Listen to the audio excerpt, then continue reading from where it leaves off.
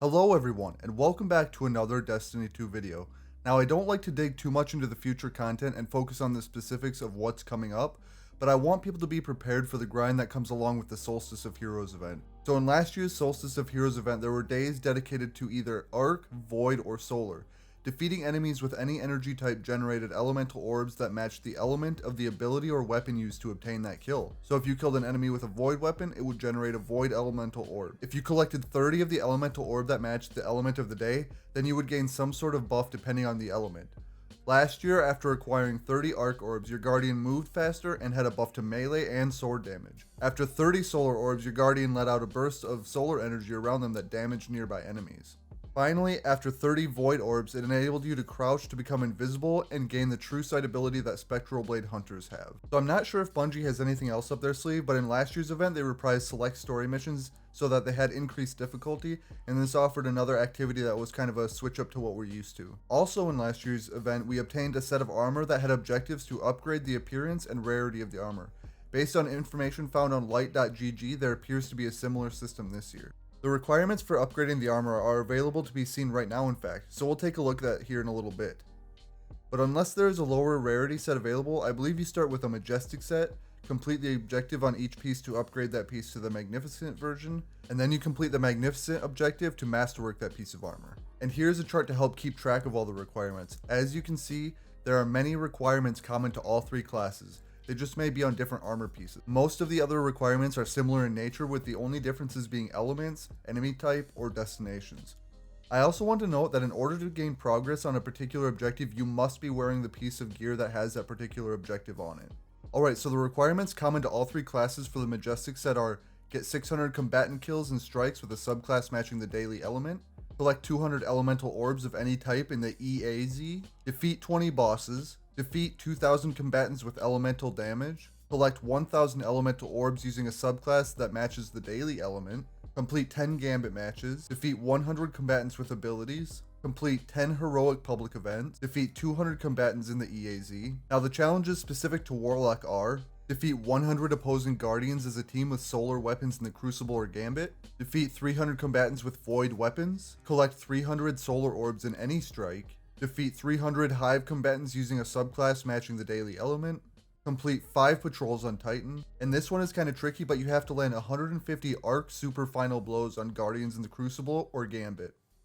Then the challenges specific to the Hunter are: defeat 100 opposing guardians as a team with void weapons in the Crucible or Gambit, defeat 300 combatants with arc weapons, collect 300 arc orbs in any strike, defeat 300 Cabal combatants using a subclass matching the daily element, complete 5 patrols in the EDZ, and defeat 100 combatants with a void grenade. Finally, the challenges specific to Titan are: defeating 100 opposing guardians as a team with arc weapons in the Crucible or Gambit, defeat 300 combatants with solar weapons, collect 300 void orbs in any strike, defeat 300 fallen combatants using a subclass matching the daily element, complete 5 patrols on Io, and defeat 100 combatants with solar melee abilities. Now the requirements to upgrade the Magnificent set are the same for all three classes. For the head, you must complete the Nightfall Ordeal on Master difficulty. For the arms, you must complete a Nightmare Hunt on the Moon. That one seems pretty easy. For the chest, you must complete a Pit of Heresy run on the Moon. Now for the controversial one. For the legs, you need to win 7 Trials of Osiris matches, and I may not even get this one done.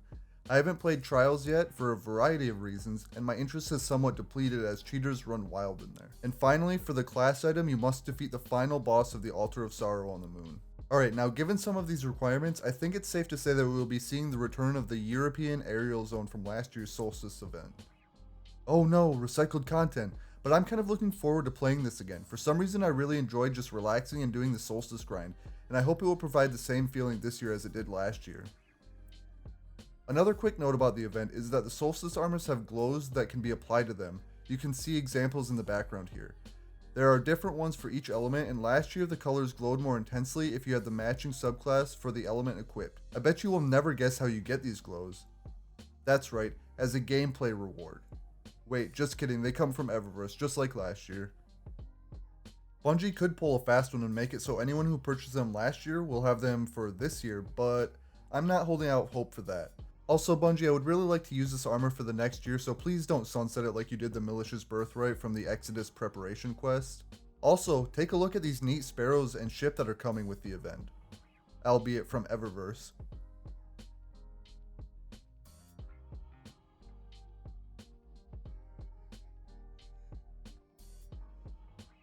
Well, here we are at the end of the video. I just hope to make more people aware of the upcoming requirements for the Solstice of Heroes event so that they can mentally prepare for the grind, and that they won't be caught off guard when the event drops. So if you enjoyed the video, don't be afraid to hit the like button, and if you want to see more of my content, consider subscribing to my channel. I'll see you in the next one.